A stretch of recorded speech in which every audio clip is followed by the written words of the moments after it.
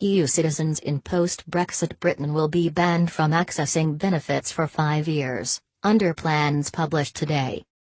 The blueprint, being considered by ministers, would mean migrants from the European Union would have to wait as long as non-EU nationals before being able to receive housing and income benefits. The plans would also allow a small number of low-skilled EU workers into the UK after Brexit as the economy is weaned off cheap labour.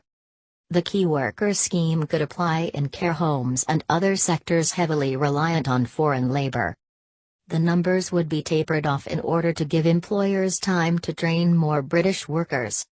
The policy, from think tank Migration Watch UK, is similar to the final package ministers are expected to draw up. It states, there is no reason for government to subsidise cheap labour from abroad. As the Daily Mail revealed earlier this year, the government is seeking to introduce a work permit scheme for EU citizens looking to come to Britain.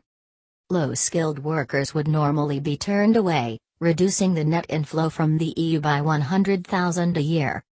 Such a scheme would also help countries in Eastern Europe, the main source of the UK's low-paid labour, as they are currently losing younger workers to Britain. Skilled EU workers would need a work permit similar to that now required by non-EU citizens. This requires a job offer, qualifications close to degree level, and a minimum salary of more than £20,000 a year. There would be no restrictions on the number of students able to arrive from the EU to attend recognised British universities. Ministers are also understood to have decided there will be no limits or visa requirements for tourists from within the EU or those moving here to marry. The concessions will make it easier for Britain to strike a deal with Brussels, as EU nationals would still have preferential status compared to those from the rest of the world. In a speech to anti-EU think tank The Bruges Group last night, Migration Watch UK chairman Lord Green of Deddington said, "As for the immigration chapter of the Brexit negotiations, I submit that the situation had become untenable. With 100 million people in Eastern Europe at a standard of living of a third or a quarter of our own, a continuing substantial inflow was a racing certainty.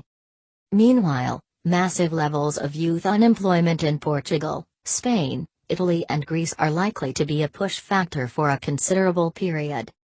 Our estimate is that net migration from the EU would have continued at about 150,000 a year well into the medium term."